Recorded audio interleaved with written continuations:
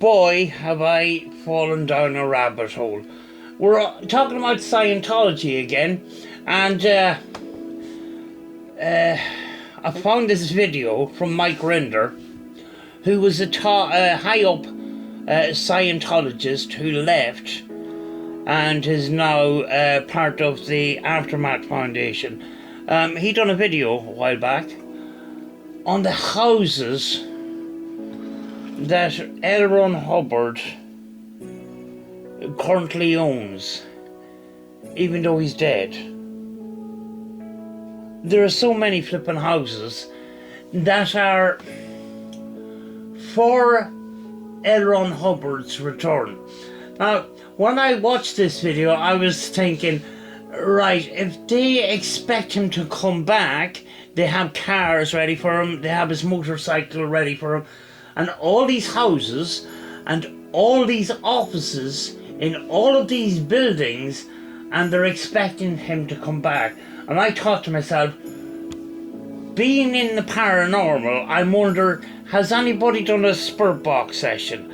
And of course somebody has done a spirit box session. We got a couple of choices, and I'm going to reveal them at the end of this video. Is it going to be A, Steve Huff, B, Hope Paranormal, or C, Charlie Chittenham? So let's get into the video. This is flipping insane, this. Hi there, everyone. Hello. Welcome back to my channel. Thanks for tuning in. I will leave a link to Mike Rinder's channel at the in the description and at the end of this video. We're going to talk about something that doesn't get a lot of attention in the world of Scientology, or actually outside the world of Scientology, but it's sort of a significant thing for a number of reasons. L Ron Hubbard died in 1986. The Scientology world was told by David Miscavige that he had causatively discarded his body in order to continue the research that he must now do, and that his body had become an encumbrance. Of course, that was not, in fact, true. He had been very sick, he had had a stroke, he had pancreatitis, and he had passed away in a motorhome in the ranch that he was hiding out in near San Luis Obispo in California. Right. So he died in 1986, and Scientologists sort of believe that he's gone off to do these next steps. These next steps for Scientology, and I think they're at number 8 right now, and I can't remember what they're called, but he's gone off to do some more research. And every building in Scientology has an office for L Ron Hubbard. There is something like 300 or something like that. This is crazy. When I seen this video at first, I thought, this is flipping mad. I only know the tip of the iceberg with all of this. What's really interesting is that subsequent to his death, Scientology, under the direction of David Miscavige, built various mansions and homes for L Ron Hubbard to occupy. Now, these are not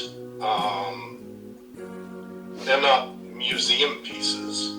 They are actually homes that it was intended that Hubbard would return to occupy.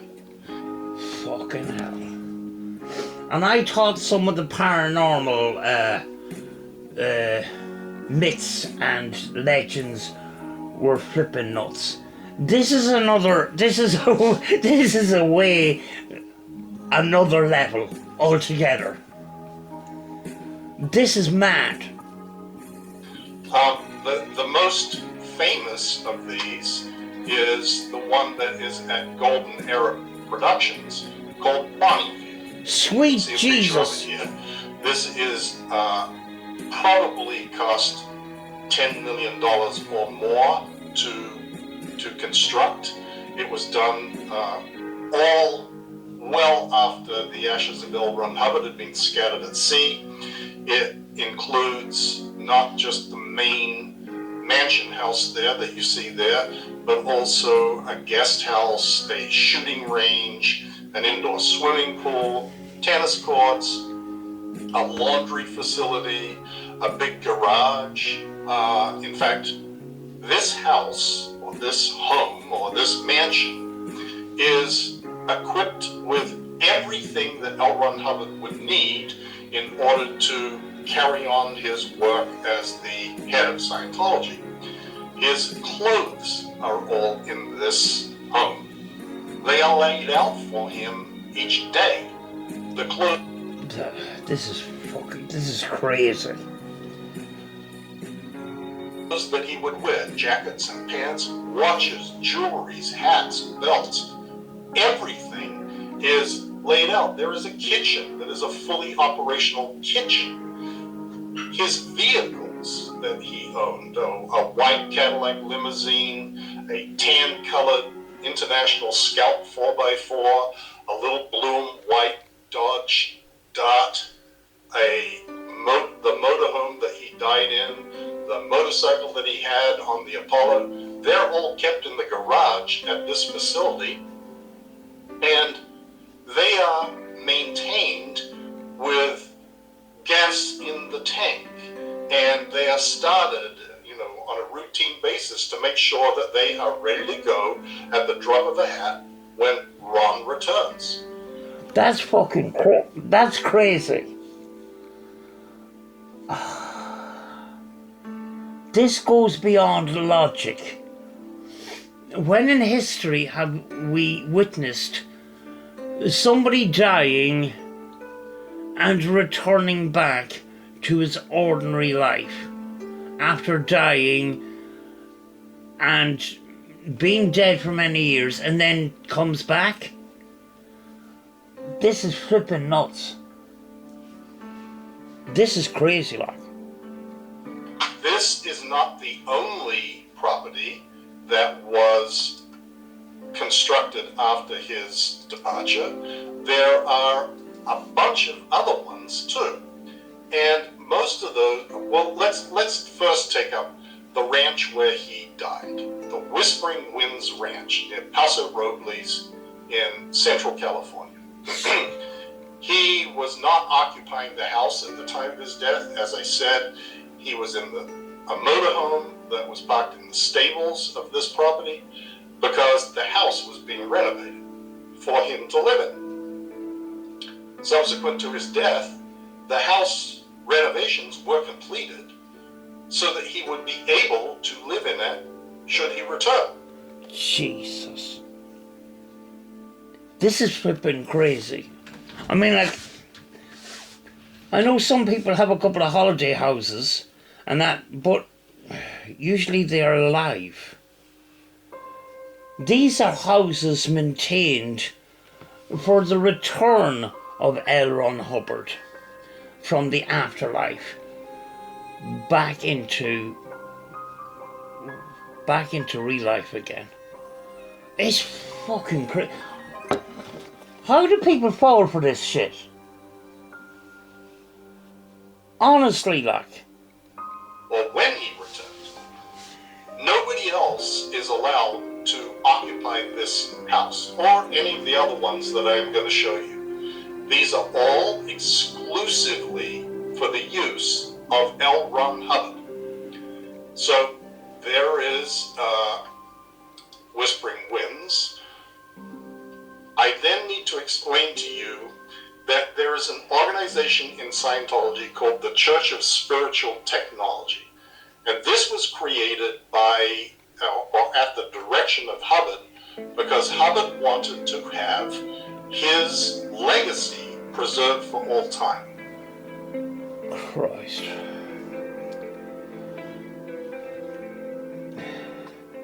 Was L Ron Hubbard a bit of a narcissist?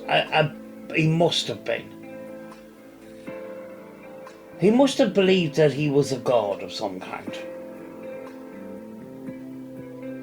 people that etch the writings of L Ron Hubbard onto stainless steel plates and then store them in titanium containers filled with argon gas, sealed in nuclear bomb-proof vaults.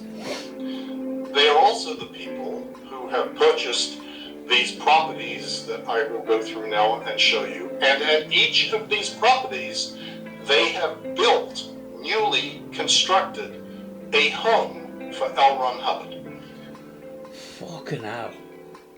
When I seen this video at first, I was just, my eyes were popping out of my head. I'm thinking, this is fucking mad, like. And you think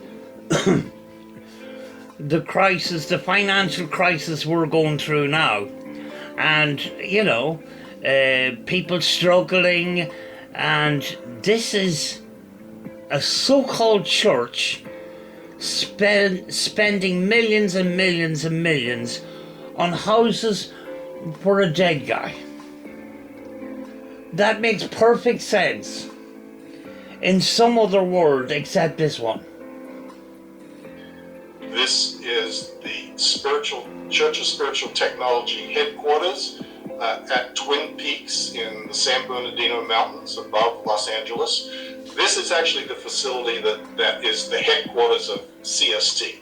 CST is this property is where Shelley Miscavige was originally taken when she was banished from the Imp base. Yeah, I've seen that on 60 Minutes, actually. I mean, like, everywhere you go, when it comes to Scientology, it's just buildings. And half of them are empty. Maybe more than half of them are empty. It's just a real estate flipping religion. It's not even a religion. I believe that she is still there, although there's absolutely no proof of it, because nobody has seen nor heard from Shelley outside of the Scientology world since she disappeared in 2005, other than to attend her father's funeral a couple of years later. I think this was a video that was made before there was an update. There was another building made, and it was to house these titanium time capsules, and I think she was put in charge of guarding that building, as far as I know. She is still alive because she renewed her driver's license, but I think she is looking after this new building that has an underground passageway in it or something, and it's in the way up in the mountains as well. This picture here is a picture of the home that was created there for L Ron Hubbard. It is the largest building on the property, I believe, but in any event, it's a substantial home. It is not just a shack, it's a real place. And I bet that there is people, Scientology members go in there to, sort out the clothes and every flipping day, as if L Ron Hubbard is about to come back at any moment. It's flipping mad. Next is the facility that CST has in the middle of nowhere, literally. A place called Trementina in New Mexico, out in the desert. Nobody for dozens, if not 50 miles. This is... Sweet Jesus. That is mad. Look, there's no houses around. It's in the middle of nowhere, look. Nothing as far as the eye can see. And this big mansion stuck in it. Is the L Ron Hubbard house, built in the middle of nowhere in Trementina, New Mexico. It is just not believable that this is actually happening. I wonder, is there electricity in that? Because, I mean, like, there's no houses for 50 miles. Would there be mains electricity and water? I don't know. But every one of these houses are massive. Well, there is a few small ones that he's going to show us, but gee, Mark, this is all for a dead guy. There is another property called the Lady Washington Mine in Talami, Central California. This is just outside of Yellowstone. The house that you see on the left here is the Hubbards House at the Talami Facility. Then there is petroleum in Northern California. This is a much larger property with many other things on it, but this is the house that was built for L Ron Hubbard in petroleum. That's even big as it's in itself. And probably this building up here is probably part of it. You may wonder what the purpose of all these homes is. It's a very good question, actually. And I don't think you even have an answer to this one that makes sense.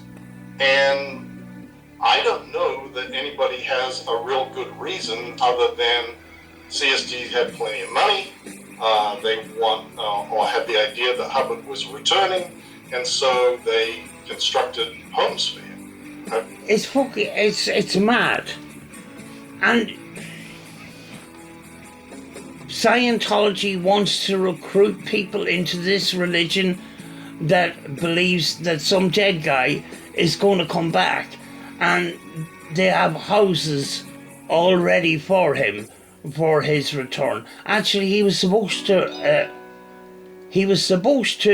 return a number of years ago, and I think he must have missed the bus or something. You know, I don't know if he asked for it or if it's just being done at the direction of David Miscavige. Who knows? Either way, it doesn't really matter. There is a hell of a lot of money being spent on building houses and mansions for an old dead guy. Exactly. And I think it's a flippin' scandal. Here is another one. Most people are unaware of the fact that there is a full suite for L Ron Hubbard to live in on the 11th floor of the Hollywood Guarantee Building. The Hollywood Guarantee Building is the headquarters of Scientology, Church of Scientology International, also where the Office of Religious Technology Center is. It's on the 11th floor. Also on the 11th floor, which you can see outlined in red there at the front, is a suite for L Ron Hubbard to live in. I think I know that building, actually. That's on Hollywood Boulevard. And down at the bottom there, as far as I know, if I'm right, that is the recruitment area. Down this floor, down at the bottom. And recently, some protesters, the Squirrel Squad, actually managed to get that place closed. It has been closed for about 30 days, and has been closed since Aaron Smith-Levin got arrested after he was assaulted. A lot of the protests were focused around that building until they couldn't operate anymore and had to close their doors. Now, don't know when they're coming back, but when they do come back, the Squirrel Squad will be back at them again. I didn't know about this office thing or this suite on the 11th floor. That's flipping mad. It's going to get even stranger. That suite, most of the people, even the SEAL members in this building who work in this building at Church of Scientology International, are unaware that that even exists. That the right-hand most elevator in the bank of 4 elevators in this building is blocked off on the 11th floor, cordoned off or walled off. You can only access this suite through that elevator, and nobody who is not, nobody who doesn't have permission to even know about this ever gets in that elevator and stops at the 11th floor. It can't stop there unless you have a key. So the vast majority of people in the SEAL don't even know that this facility exists. That's so crazy. Then we're going to move on to some other ones. Hubbard's home, original home at St. Hill in England. Now, I think this is in East Grimstead, and myself and Rachel went to East Grimstead a number of years ago, and we were told when we put out a video that it was the home of L Ron Hubbard, and you know, and his links to Scientology. We didn't even look into it because at the time we thought, you know, Scientology, bit scary, not going to talk about it because I don't know anything about it. But East Grinstead is it's a beautiful village. It's like an old, really old-fashioned movie set. It's got all these buildings with the wood frames and stuff, and flowers, and there isn't a scrap of paper on the ground. This place was purchased by Hubbard back in 1959, I think. He eventually had to leave St. Hill because the British government was no longer granting him a visa to remain in the UK, and that's when... That's mad. Look at the size of that thing. He went off. He, first of all, when the trouble started, he went off to Rhodesia, tried to take over that country, failed miserably, came back, and then went off to create the Sea Organization, where he was outside the control of any specific government and could vanish into international waters. But I did actually hear that L Ron Hubbards House in East Grimstead, now I don't know if this is it, but Tom Cruise had moved into it at one point. I don't know how true it is though. But after he died, St. Hill was completely renovated and brought to a level of furnishings and just everything was made better than it ever was, with the idea that I guess perhaps Ron might come home and want to go to St. Hill. There you go, folks. There's one for the ghost hunters. Trying to get an investigation there. I bet you people have tried. So that was done. Then there is a whole bunch of other properties that have been purchased by Church of Spiritual Technology, theoretically because they are historically important to Scientology. They bought Ron's house in Bay Head, New Jersey, and completely restored and renovated it. This was where Hubbard wrote Dianetics. And so that now has become another of the Hubbard houses around the world that is kept.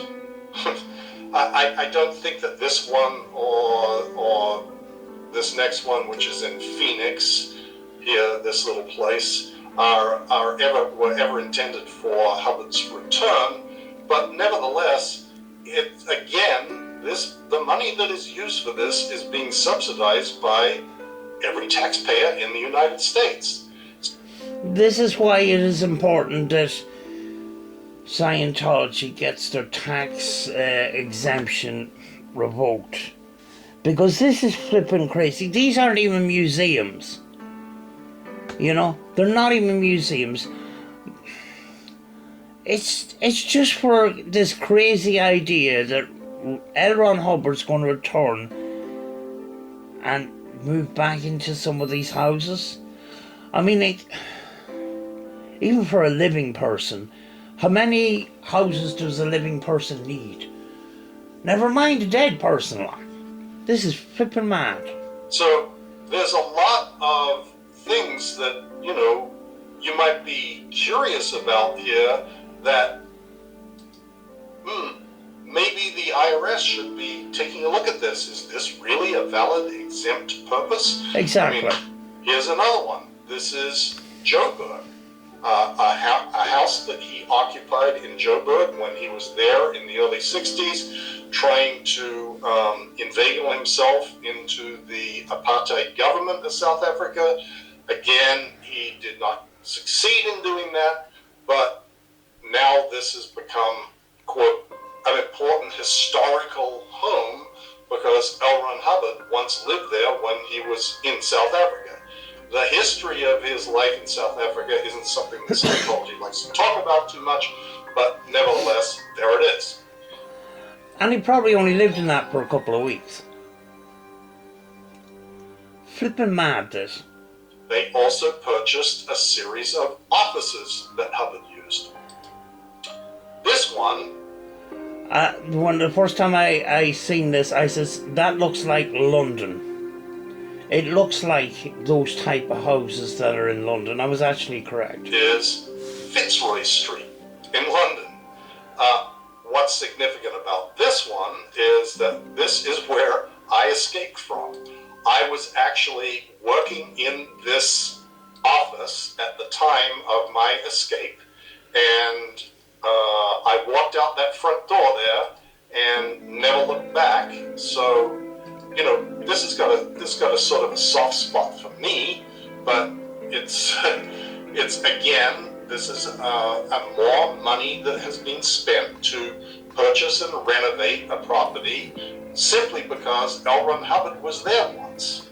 Then there's another one here in Dublin. In Merrion Square. Hubbard went there to do what he called the Hubbard College of Personal Efficiency, the PE course, as it is known now.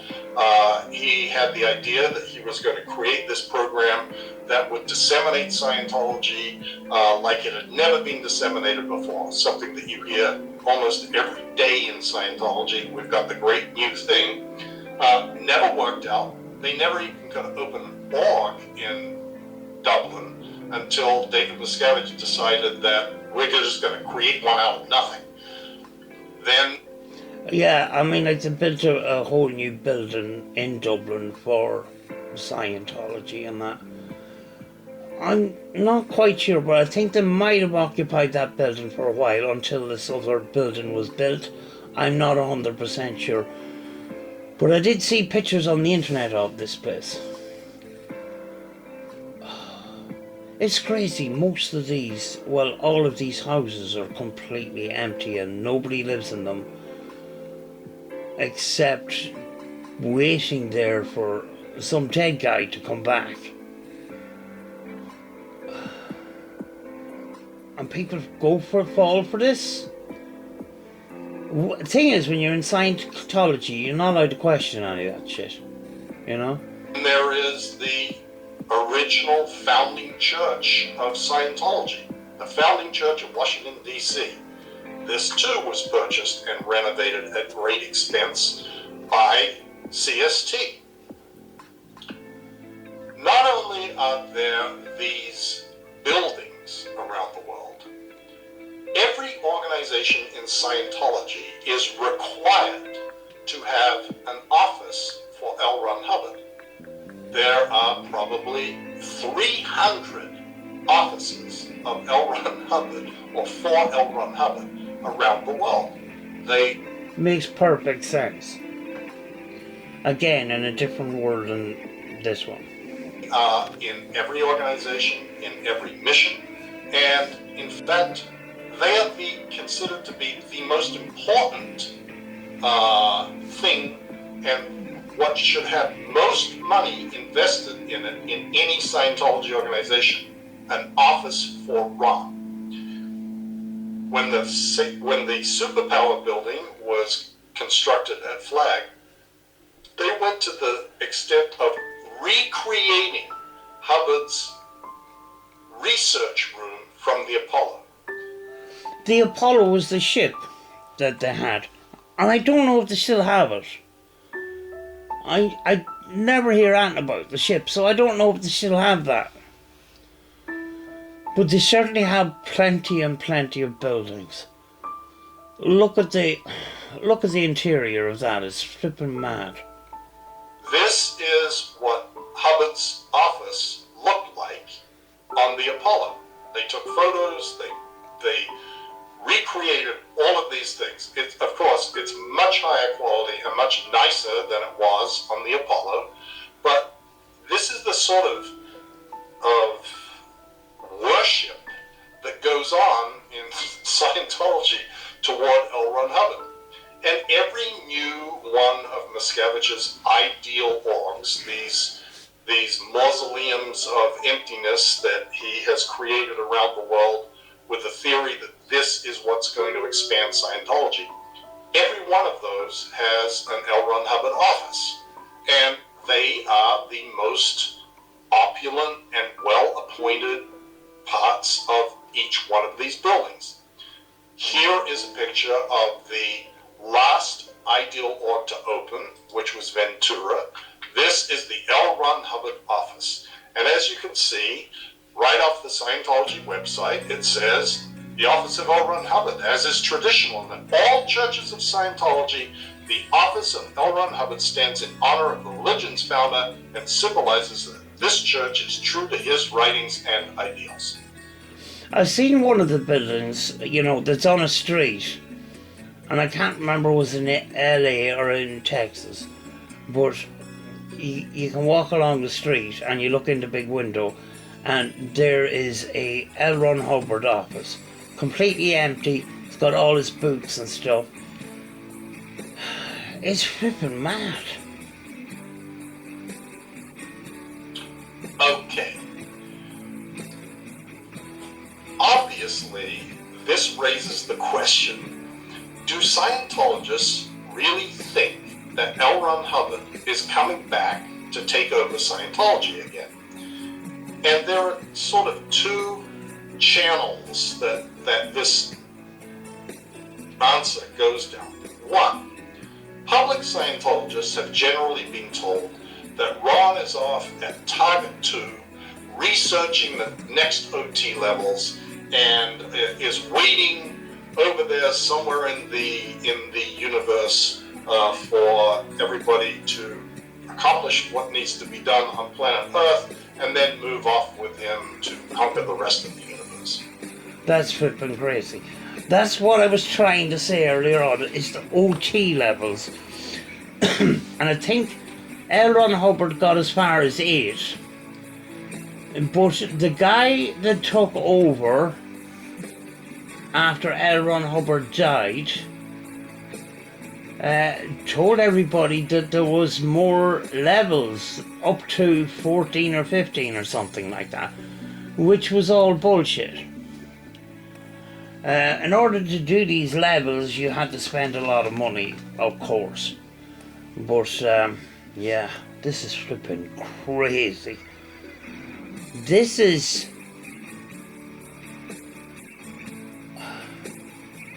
kind of Aleister Crowley kind of worship kind of thing. I didn't realise how many houses L Ron Hubbard has, even though he's dead. I've touched on the tip of the iceberg when it comes to Scientology and covering up crimes and stuff, and the amount of buildings that they have. I wasn't aware of any of this excess of spending for an organisation that is under the guise of a church, which allows them to have tax-free status in the United States. And protesters are now calling for that tax exemption to be revoked, because basically they're just a real estate company. Sea members, however, have long had the idea that Hubbard was coming back. The motto of the Sea Org is, "We come back. There'd be probably some people in the organization that say, you know, that's too good to be true, but I'm not going to open my mouth because I'm going to get in trouble. Possibly. Sea Org members commit themselves to 1 billion years in service of Scientology. Yeah, you have to sign a 1 billion-year contract. That's flipping mad, like. And there was kids. There was children that were made sign contracts when they can't consent to signing contracts. But the law seems to be, you know, different for them. I think, you know, at some stage this was going to all come crumbling down on them. L Ron Hubbard granted Sea Org members who died a 21-year leave of absence. Sea Org members believed that Hubbard was coming back. 21. And these people want people to join Scientology and believe this bullshit. Makes perfect sense. Years was up in 2007, so he didn't show. He missed the bus. But there was a hell of a lot of money spent preparing for his return, and I'm not sure whether they now believe that he still is coming back, or that was perhaps a mistake. I believe, though I have not seen it personally, that there was a confidential communication that Hubbard wrote saying, here is how you will recognize me when I return, and this is when I will return, and this is where I will be. Why don't they do a spurt box session? We're getting to the spurt box session. Obviously that has not happened, but just as obviously, there is still crazy money being spent to build mansions, homes, and offices for a dead man. Now, yeah, let that sink in. That's fucking mad. I keep saying that. Is this really a valid, exempt organization expenditure? Is this something that the IRS should be looking into? Yes, they should be looking into it. I certainly believe so, but we'll see. I'm not sure when the IRS may ever get around to doing anything about the exempt status of Scientology. This is probably not highest on the list of important things. They're violations of public policy, and financial irregularities and criminality are probably way more significant. Oh, probably, yeah. They're, you know, doing dodgy things with other people's accounts and stuff. I've kind of seen a little bit of that, but there's a lot of using people's accounts without their permission and all sorts of things. Yeah, there's a lot to unravel there. This is just a very strange state of affairs, and Scientologists don't even think about this. They don't even ask about it. They just sort of go along with whatever it is that's being done. But do you think in an individual basis, you'd sit down and think, you've got all these houses for a dead guy. Does that make logical sense? Does that really make logical sense? And again, when in history has somebody come back from the dead and moved back into their house? So, there's a little history of the story of spending money like a drunken sailor on behalf of a dead man. I'll thank you all for watching this video to the end. I hope you check out the other videos. There's some more serious ones about Scientology's view on law enforcement, about the DOJ and what they had to say about Scientology and its fair game policies. Anyway, until next time, thank you and bye. Right, I'm going to leave it at that because, again, I says I'll leave a link in the description to Mike Rinder's channel. Now, what was I looking for? Spirit box session. Let me see. Right, we had 3 choices. Who would be the first one on the list who would be the first on the list to do a celebrity spirit box session on L Ron Hubbard?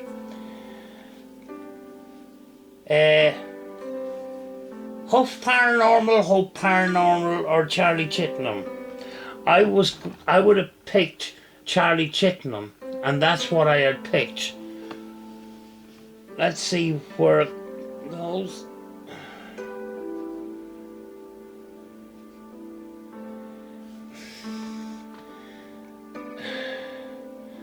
Celebrity Ghost Chat was the winner.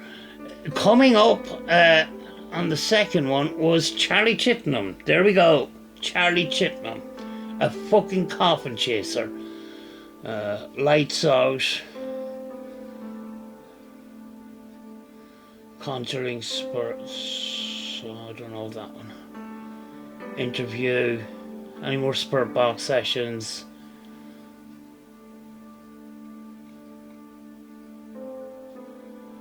No.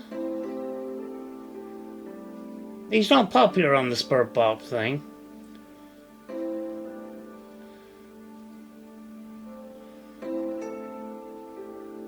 No. No, but I knew Charlie Chittenham was going to be there. There he is. There it is there. I'm not leaving a link in the description. Anyway, I'm going to go, folks. I'll see you next time. That was flipping weird.